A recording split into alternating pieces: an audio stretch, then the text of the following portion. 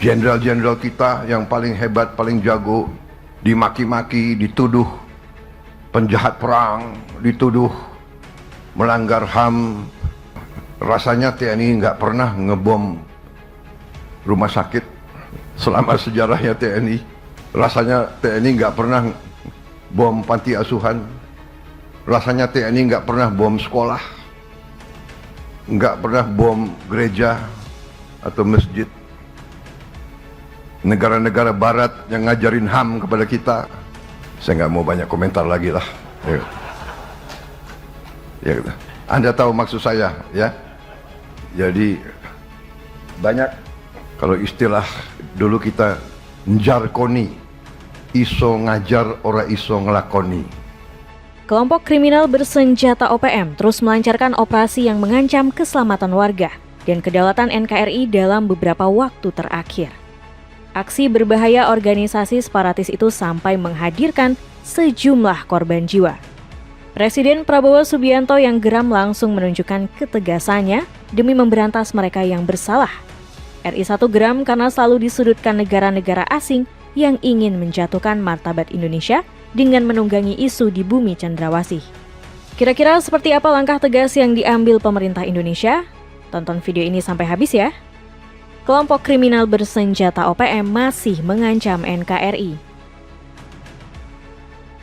Indonesia sudah 80 tahun merdeka, tapi masih dihadapkan dengan segudang rintangan demi mempertahankan kedaulatannya. Pasalnya, di tanah kita tercinta ini masih banyak gerakan-gerakan separatis yang ingin memisahkan diri dari kesatuan NKRI. Salah satunya kelompok kriminal bersenjata OPM yang terus mengintai saudara-saudara kita di wilayah Papua. Tak perlu jauh-jauh, selama bulan Februari 2026 saja, terhitung setidaknya sudah ada 2 peristiwa yang disebabkan kelompok tersebut. Pertama, insiden penembakan pesawat Smart Air di Bandara Korowai Batu, Papua Selatan. Akibatnya Kapten Egon Irawan dan kopilot Kapten Baskoro yang tersambar peluru dikabarkan telah kehilangan nyawa. Parahnya insiden ini dilakukan atas sebuah alasan yang kurang berdasar. Sebi Sambom selaku juru bicara TPNPB menuduh TNI dan Polri kerap menggunakan Smart Air untuk mengangkut prajurit dan logistik. Kami konkret saja, sejak lama TPNPB keluarkan peringatan agar orang Indonesia tinggalkan wilayah Papua, terutama di zona konflik. Kami ada catatan jika Smart Air selalu bawa TNI Polri. Jadi tidak salah kami membela diri untuk menyelamatkan hidup orang asli Papua, tutur Sebi. Tuduhan ini segera ditepis oleh Kepala Penerangan Komando Daerah Militer Cendrawasih, Letnan Kolonel Tripurwanto. Kami punya pesawat dan helikopter, tidak menggunakan pesawat sipil. Kami mengajak publik untuk tidak mempercayai apa yang disampaikan mereka. Menanggapi serangan tersebut, Satgas Operasi Damai Kartens terus memburu kelompok pelaku yang dipimpin Elkius Kobak. Ya, sosok yang sama yang punya catatan kriminal merenggut nyawa TNI, Polri, Nakes, dan warga sipil. Bergeser ke kasus kedua, ada insiden penyerangan terhadap patroli TNI di area PT Freeport. Menurut pengakuan saksi mata, serangan tersebut dilakukan secara tiba-tiba dengan mengadang rangkaian patroli. Sejumlah anggota kelompok OPM kemudian mencuri 2 senjata api dari prajurit TNI. Mereka lalu menembaki prajurit dan petugas Freeport yang sedang patroli dengan membabi buta. Alhasil 1 pejuang TNI dikabarkan gugur, sementara 2 korban lainnya mengalami luka di bagian wajah dan kepala. Strategi cerdas Indonesia memberantas OPM. Aksi brutal kelompok kriminal bersenjata OPM tidak dibiarkan begitu saja oleh Prabowo Subianto. Sejak pertama kali menjabat, RI 1 sudah menunjukkan komitmennya untuk memberantas kelompok separatis tersebut. Selain operasi militer, politisi asal Partai Gerindra ini terus memperkuat patroli serta memastikan kerjasama antar instansi. Di era Prabowo, masyarakat juga diajak terlibat langsung untuk memberi informasi soal aktivitas mencurigakan OPM. Tujuannya tentu demi menjamin keselamatan dan rasa aman bagi warga di wilayah tersebut. Selain itu, Pak Presiden juga terus memprioritaskan penegakan hukum kepada kelompok kriminal bersenjata OPM. Hal ini tidak hanya berguna untuk memberantas mereka, tetapi juga upaya untuk mencegah perluasan paham radikal. Meski begitu, Prabowo nampaknya ingin meminimalisir tindak kekerasan semaksimal mungkin. Seandainya prajurit tidak perlu mengangkat senjata, jalan tersebut pasti diambil oleh sang presiden. Prabowo sadar bahwa masih ada jalan lain yang bisa ditempuh demi mencapai kemaslahatan kedua pihak. Sebab kekerasan bakal melahirkan dendam jika terus dibalas dengan kekerasan. Sebagai gantinya, beliau melancarkan manuver cerdas melalui pendekatan hukum. Sang presiden memberikan amnesti atau pengampunan hukum terhadap sejumlah anggota OPM yang sempat diringkus pada 2025 kemarin. Bukan tanpa alasan, cara ini dinilai dapat mendorong dialog damai, menciptakan stabilitas, dan merajut persatuan nasional. Hal tersebut disampaikan Menteri Koordinator Bidang Hukum, Hak Asasi Manusia, Imigrasi, dan Pemasyarakatan Yusril Iza Mahendra. Presiden Prabowo sudah setuju untuk memberikan amnesti dan abolisi kepada mereka yang terlibat dalam konflik di Papua dan menyelesaikan masalah di sana secara damai dengan mengedepankan hukum dan HAM. Hal ini juga didukung oleh salah seorang tokoh senior Papua, Michael Manufandu. Kalau memang Prabowo mau melihat Papua sebagai tanah damai, mereka mulai sekarang harus mengambil langkah-langkah. Rangkul tokoh-tokoh untuk mulai duduk dan bicara, bukan orang-orang yang oportunis dan memanfaatkan kesempatan. Perlahan tapi pasti, gebrakan cerdas RI 1 mulai menunjukkan hasil nyata.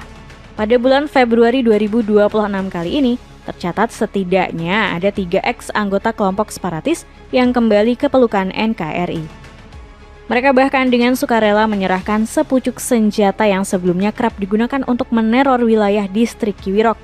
Dengan ini total sudah ada 17 ex-anggota Kodap 15 Ngalum Kupel menyatakan diri kembali ke pangkuan Nusantara.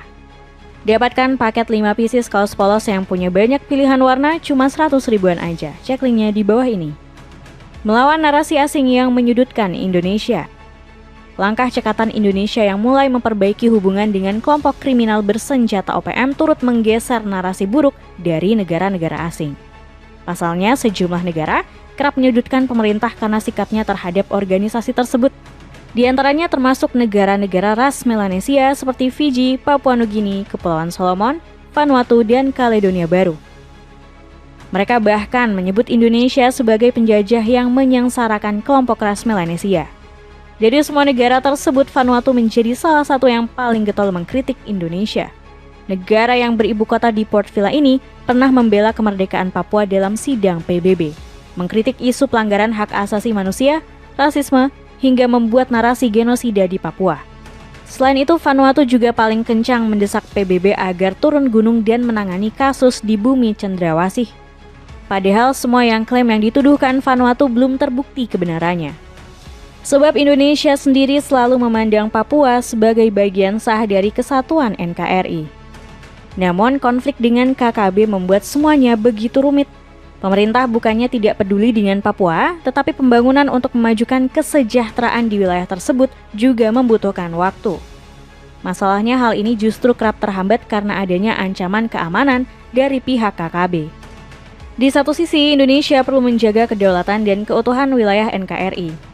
Selain itu, pemerintah juga perlu melindungi warga sipil, mendorong pembangunan, dan mengelola opini internasional secara bersamaan. Itu sebabnya kasus ini begitu rumit dan mustahil diurai dalam hitungan bulan atau bahkan tahunan.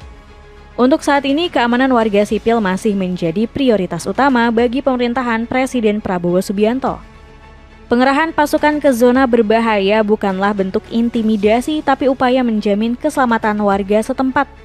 Sayangnya, hal ini kerap dimanfaatkan negara-negara asing untuk menjatuhkan martabat Indonesia. Mereka menyebut bumi Nusantara sebagai penjahat HAM karena TNI berupaya melindungi keamanan warga sipil. Hal inilah yang paling membuat Pak Prabowo murka dan mengeluarkan sindiran dalam sebuah pidato. Jenderal-jenderal kita yang paling hebat, paling jago, dimaki-maki, dituduh penjahat perang, dituduh melanggar HAM. Rasanya TNI nggak pernah ngebom rumah sakit selama sejarahnya TNI. Rasanya TNI nggak pernah bom panti asuhan. Rasanya TNI nggak pernah bom sekolah, nggak pernah bom gereja atau masjid. Negara-negara Barat yang ngajarin HAM kepada kita, saya nggak mau banyak komentar lagi lah. Ya, Anda tahu maksud saya, ya. Jadi banyak kalau istilah dulu kita njarkoni, iso ngajar ora iso ngelakoni.